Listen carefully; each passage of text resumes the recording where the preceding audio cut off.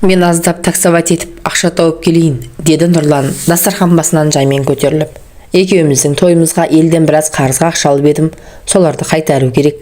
Енді күн түн демей жұмыс істеу керек. Әлі-ақ бәрін жасаймын. Үйде жайда болады жаным.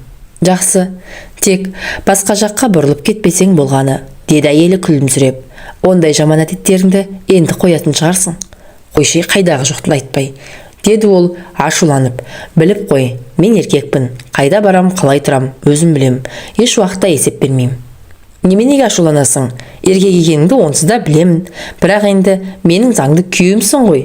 Мен сені қызғанамын. Кімнен? Аналардан. Аналарың кім? Оны өзің де білесің ғой. Қоясың бенді жоқ па? Жігіттің түрі бұзылып, лезде-ақ қара сұрланып шыға келді. Қабаға түсіп, тұнжырай қалған әйелі одан әрі ләм-лим деп тіл қатпастан теріс бұрылып кетті. Әй, сен қайдағы жоқты айтып, былжырай берме. Білдің бе? Енді бір рет осындай әңгіме шығарасың, менен жақсылық күтпе. Әй, есіп тұрсың ба? Деді жігіт езеуреп. Мен сені білемін ғой, деді әйелі ақырын ғана. Нұрлан ештеңе естімегендей есікті тарс еткізіп жапты да ашуланып шығып кетті. Есік алдында тұрған машинасын от алдырды да ызылдатып ала жөнелді. Көшені айнала бере тоқтады да дүкенге бас сығып сатушы қыздан: бір жерге звондап алайыншы, деп сұрауын сұрағанмен оның жауабын күтпестен жайлап телефонның нөмірлерін тере бастады. Ашудың ізі қалмаған, көзі күлімдей әндетіп қояды. Ол мені күтеді, деді өз-өзіне риза болып. Бүгін тағы да құмарымды қандырмасам. Осы кезде ар жақтан алу деген қыздың даусы естілді. Қалың қалай? Бұл мен ғой, деді Нұрлан сыбырлай сөйлеп. Қыз мұның даусынан шошып кеткендей аз-маз үнсіз қалды да сәлден соң барып есін жиғандай: сенбісің? Деді күрсініп. Иә, мен ғой, өзіңнің Нұрланыңмын ғой. Не, танымай қалдың ба? Бай болатын шығармын. Не, жай ма? Жай, звондауға болмай ма не? Болмайды. Қойшы енді, ренжімеші, мен бәрін айтып түсіндірем. Ештеңені түсіндірудің керегі жоқ. Қазір барамын, келмей-ақ қой. Саған бірдеңені айтып кетуім керек. Нені? Телефонмен айтатын нәрсе емес. Көп уақытыңды алмаймын. Жақсы. Ол тағы да бірдеңе айтуға оқтала беріп еді, қыз трубканы қоя салды. Әп бәлем, тұра тұр. Әлі өзің ақ бұралқы итше бұралып келіп құшағыма жығыларсың. Көп болса тулап-тулап қоярсың. Қайда барарсың? Әлі анда-санда барып тұрар, ашынама айналасың. Мен сені жақсы білем ғой, деді де жігіт шығып жүре берді. Машинамен көше бойлап зымырап келе жатыр еді, анадайдан бір қыздың қол көтеріп тұрғанын көріп қалды да жанына тақай бере тоқтай қалды. Терезесін ашып: қайда барас, қарындас? Деді дауыстап. Екінші вокзал, 500 теңге, деді қыз да тақ-тақ етіп. Отырыңыз. Қыз алдыңғы есікті ашып зып беріп отырды да жігітке бұрылып: дұрыс түсіндіңіз ғой, екінші вокзал 500 теңге, деді тағы да тақ-тақ етіп. Иә, түсіндім, түсінбейтін несі бар? Қайдан білейін, кейбір таксистер айтқан жеріңе апарып тастағаннан кейін тағы да қосымша ақша сұрайды екен. Қорықпаңыз, мен сұрамаймын. Неменеге қорқамын? Қорықпаймын, тек ескертіп жатқаным ғой. Қайда кетіп барасыз? Қарағандыға. Ауылыңызға ма? Жоқ, бір дос қызымның туған күніне бірге оқып едік. Келмесең ренжеймін деген соң амалсыздан бара жатырмын. Бір жағынан осындай басымыз бос кезде қыдырып қалайық деп, ертең тұрмысқа шыққан соң бәрі қалады ғой. Студентсіз-ау деймін. Жігіт сөйлескен болып қыз жүзіне көз қиығын салып қояды. Әдемісін-ай, шіркін, бір дейді іштей езіле әдетіне басып. Иә, студентпін. Қыздың ештеңемен шаруасы жоқ, тақ-тақ етіп тақылдап отыр. Қайда оқисыз? Каспийде. Қандай факультетте? Тіл әдебиет. Бәсе, сарнап тұр екенсің дейсіз бе? Иә, ашық қыз екенсің. Маған мінезі ашық қыздар ұнайды. Өзіңіз қайда істейсіз? Мен қарапайым қарауылмын. Әйтеуір өзіме ұнайды. Бір сөткі істеймін де, 2 сөткі демаламын. Сол демалатын күндері қарап жатпай, арасында өсіп ақша табамыз. Бойдақ болсақ та, айлығымыз шайлығымызға жетпейді. Содан соң ептеп-септеп осылай. Дұрыс қой, ақша тапқаның не сайып, ешкімнен тарық болмаса да ұрлап алып жатқан жоқсыз ғой. Өмір қызық қой өзі. Иә, шынымен қызық. Жігітіңіз бар шығар. Жақсы жігіт кездеспей жүр ғой. Қыз сықылықтай күлді. Осы оңтайлы сәтті пайдаланып қалғысы келген Нұрлан сәл мойнын бұрып: «Жақсы жігіт кездесті деп ойламайсыз ба?» деді қулана. Қыз бәлен деп жауап қатпады. Жымия беріп, мырс етіп күліп жіберді. «Айтпақшы, атыңызды сұрамаппын ғой. Есіміңіз кім болады, қарындас? Таныстықтың артығы бола қоймас». «Нәзира, атыңыз затыңызға сай екен». «Рахмет». Қыз жымиды. «Менің есімім Нұрлан». «О, міне келіп те қалдық», деді ол машинасын тоқтата беріп. Осы кезде неге екені белгісіз қыз қолына қалта телефонын алды. Оған көз түсіп кеткен жігіт тағы да қарап тұрмай: «О, телефоныңыз қандай әдемі. Нөмірін бермейсіз бе?» деді жымысқылана жымиып. «Неге?» деді қыз түк түсінбегенсіп. «Жай енді былай хабарласып тұрсақ». «Жақсы, жазып алыңыз», деп нөмірін жаймен айта бастады. Нұрлан зып еткізіп телефонына жазып ала қойды да тексеріп көру үшін сол нөмірді басып кеп жіберді. Қыздың телефоны ән салып қоя берді. «Тексеріп жатырсыз ба?» деді бойжеткен күлімсіреп. «Жоға, менің де телефонымды жазып алсын деп жатқаным ғой», деді жігіт сөз тауып. «Олай болса кешіріңіз», деді қыз сызыла. «Қой, мен барайын, пойыздың жүретін уақытта тақап қалды». «Жақсы, барып қайтыңыз, жолыңыз болсын», деді жігіт қызға қолын ұсынып. «Мүмкін әлі кездесерміз». «Рахмет, сау болыңыз». Қыз аяғын асыға басып жүгіре жөнелді. Жігіт артынан сұқтанып тұрып қалды. Сұлу-ақ екен, фигурасы да келісіп тұр-ау. Шіркін, бір көрер ме еді. Өзі де кетер емес сияқты ғой. Барып келсін, содан соң көрерміз, деді іштей күбірлеп. Ол машинасын кері бұрды да мөлдірдің жұмысына келді. Есік алдына тоқтай сала қалта телефонмен хабарласып сыртқа шақырып алды. «Құтты болсын», деді қыз аман саулықта сұраспастан томсырайып.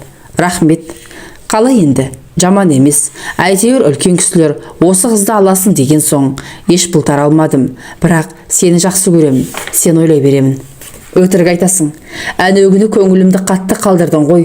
Аузыңа келгенді айтып, жанымды оңдырмай жараладың ғой. Мен бірдеңе бүлдіреді деп ойлайтын шығарсың. Жоқ, қорықпайық қой. Ондайым жоқ». Тек қыз қысығып сөйлей алмады. «Сол күні көңіл күйім жоқ еді. Оның үстіне өзің». «Мен не істедім сонда? Не жазығым бар? Бар жазығым өлерде жақсы көріп, құдайымдай сенгенім бе? Енді не қыл дейсің маған?» «Қойшы енді, өткені өтті. Оны еске түсіріп беріп қайтесің. Бір жолға ашуыңды қи, одан да бүгін бір жаққа барып демалайық та». «Қалай ұялмайсың? Ар-ұятың қайда? Жаңа үйленген келіншегің бар емес пе? Бұрынғыдай бойдақта емессің, қоймайсың менді». «Үйленгенше соның бетіне қарап жүрді ғой дейсің бе? Одан әлден суынып барамын, көп тұра алмайтын шығармын. Сондықтан бүгін сені іздедім. Жаныма жан жылулығын сен ғана бере алатын сияқтысың. Сенің ғана адалдығың, сенің ғана махаббатың бойыма қуат қосып, нәр бере алады. Түсінші соны, әлде араласып жүре берейікші, кеудеммен итермеші, келіп кетіп тұрайыншы. Үйренісіп қалдық қой». «Жоқ, енді мүлдем болмайды. Қойшы, бір жолға ашуыңды қи. Шын жақсы көргенің рас болса, бүгін көңілімді қалдырмашы, бүгін ғана». «Бүгін де, ертең де, бір сүгінде болмайды. Енді сенімен ешқашанда ешқайда бармаймын. Рас, шын жақсы көрдім, оны өзің де білесің. Сондықтан да айтқаныңды еш уақытта жерге тастаған емеспін. Ал енді не таптым содан? Қалың мұның құшағында оранып, жетім қоздай жәутеңдеп қала бердім. Сенің нең кетті? Қалың да қисайған жоқ. Құдай әділетсіз ғой. Енді бәрі бітті. Мені мәңгіге ұмыт. Енді маған хабарласпа. Келмеде. Өзің ғой, келе бер деген. Сен басқаша ойлап қалған екенсің ғой. Сенің не ойлайтыныңды білем ғой. Бірдеңе берейін деп едім». «Не бересің? Айтшы тезірек», деді жігіт қалжыңға сүйініп. «Мә, мынаны ал да елді мазалама», деп қыз қол сөмкесінен конверт алып ұсынды. «Бұл не тағы? Ақша ма?» «Қайдағы ақша? Хат, соңғы хат. Басы бұрын жазылған. Бәрі де осында айтылған. Оқы да ешкімге көрсетпей жырып таста. Соңғы өтінішім де сол».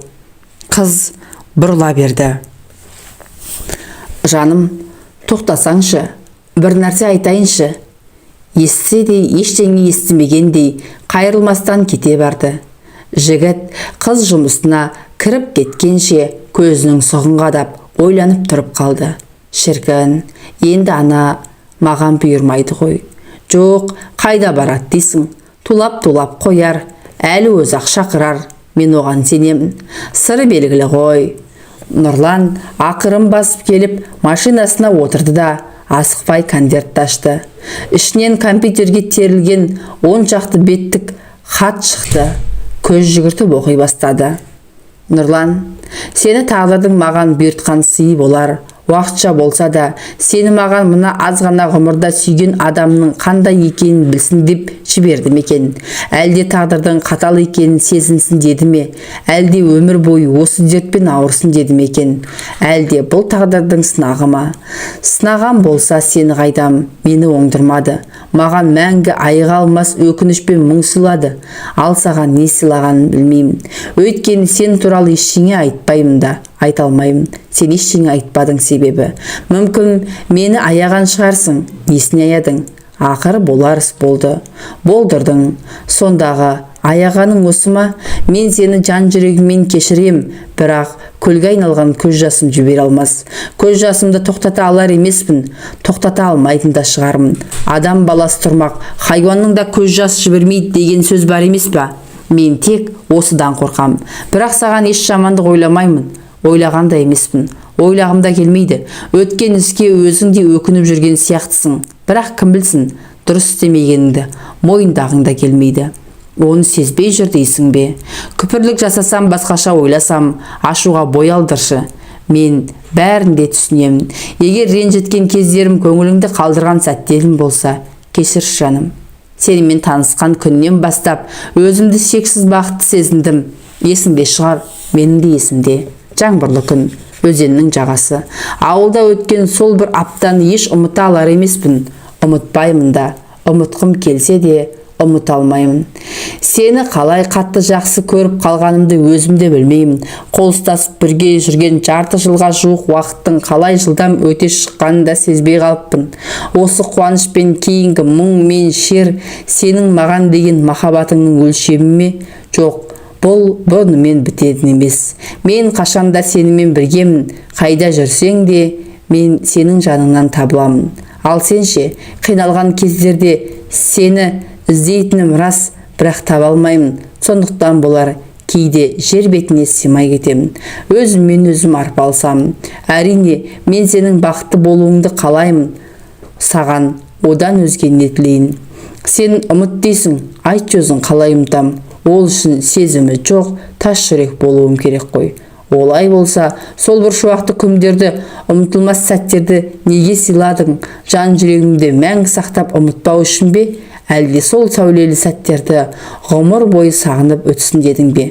Жылама дейсің. Қалай жыламаймын? Дос болып қалайық дейсің. Жоқ, сен менің досым да қасымда емессің. Мәңгі ұмытылмас жұлдызды махаббатымсың.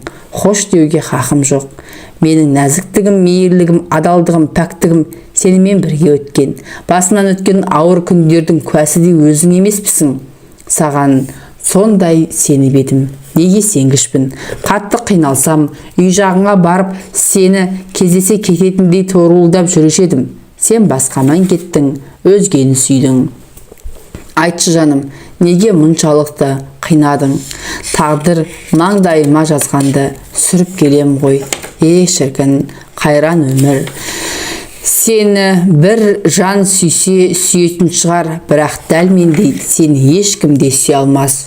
Сүймеген болсаң, өзің бәрін түсіндіріп кетерсің. Шындықты айтудан несіне қорқасың? Сүйген болсаң, ішке біткен мезең қылсынды деп өлердей жалындым емес пе? Сен сүйетініңді еш дәлелдей алмадың. Кешірші жаным, мен сені шексіз сүйдім. Сен сүйетініңді дәлелдебедің, алайда не болғанын білмедім, білмеймін, білмегім де келмейді. Зымыраған уақыт-ай, қандай жылдам, халімді несіне сұрайсың? Ақыры қорқаудай қашып кетерсің. Жападан жалғыз жылай бердім, бұл таусылмайтын не қылған көз жас. Қуаныштан жылаған, күліп тұрып жылаған жақсы екен. Ал өкініштен өкіріп жылағанда жұбатудың да көмегі тимейді екен. Менің бар айтқаным, не кінәм бар еді, бірақ бір күні мәңгілікке кететінді сезбейтін сияқтысың.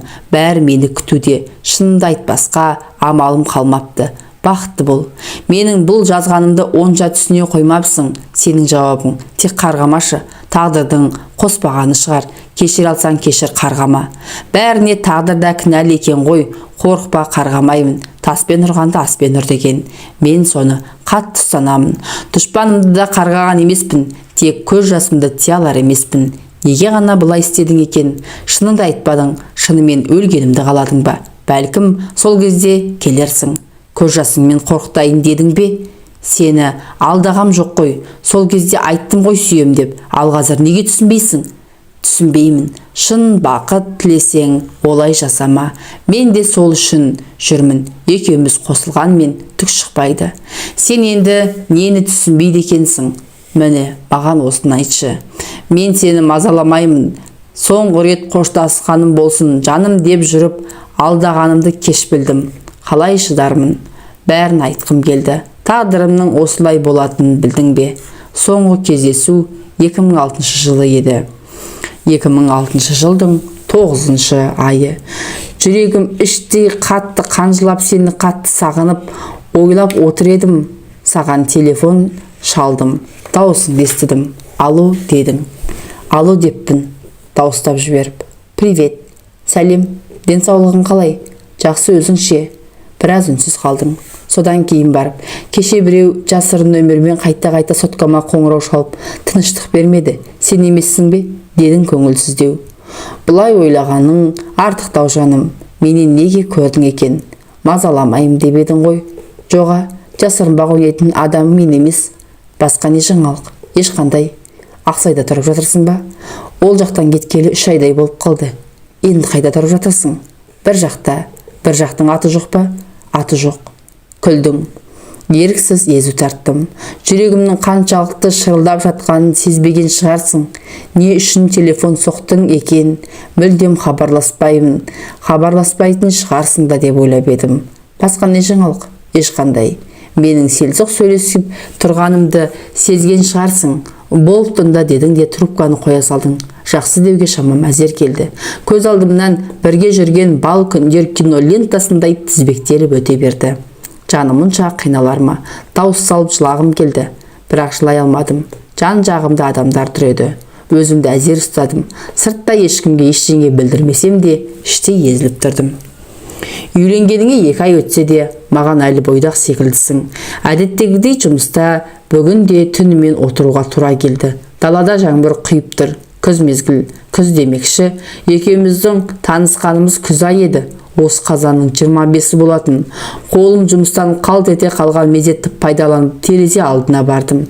Күз айының селдеткен жаңбыры да адамға біртүрлі жабырыңқы көңіл күй сыйлайды екен. Жүрегім аттай тулап, өне бойым шым етті. Сенімен танысқан жылы күз айы көз алдымнан өте берді. Көз жасыма ерік бердім. Сорғалай аққан жасым даладағы жаңбырға қосылып, жарыса домалай берді. Күбірлеп сөйлей бердім. Тәңірім-ай, Рамазан айы емес пе? Күнәмді кешіре көрші. Неге мұнша адастым екен? Жаным неге мұнша қинала берді екен? Ең болмаса сүйемін деп айтпадың-ау, аядың-ау, аяғаның құрысын қинадың-ау. Алдағы аптада сенің тойың өткенін естідім. Үйленетініңді естіп білсем де, той өтті дегенде ғана менен алыстап кеткеніңді еріксіз мойындадым.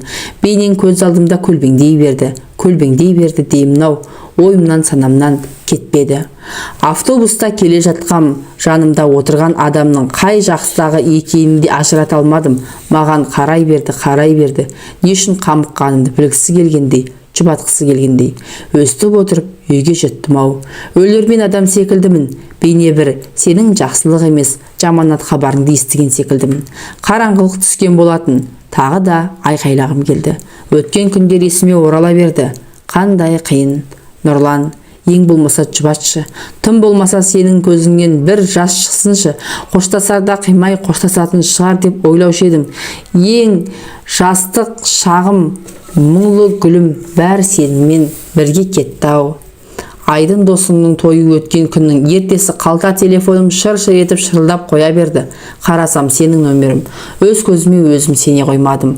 Алғым келіп тұрса да алмауым керек еді. Қатты жақсы көргендіктен бе, алмасама болмады. Сенің даусың. Шаруам бар деген соң келе бер дегенмін. Сен келдің, өңсің.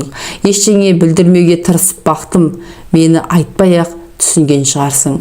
Әр сөзді үзіп-үзіп айта береміз. Сенің көзіңде маған деген аяушылық тұрғатын секілді. Көзімдегіні өзің де оқып тұрған шығарсың. Айтайын ба?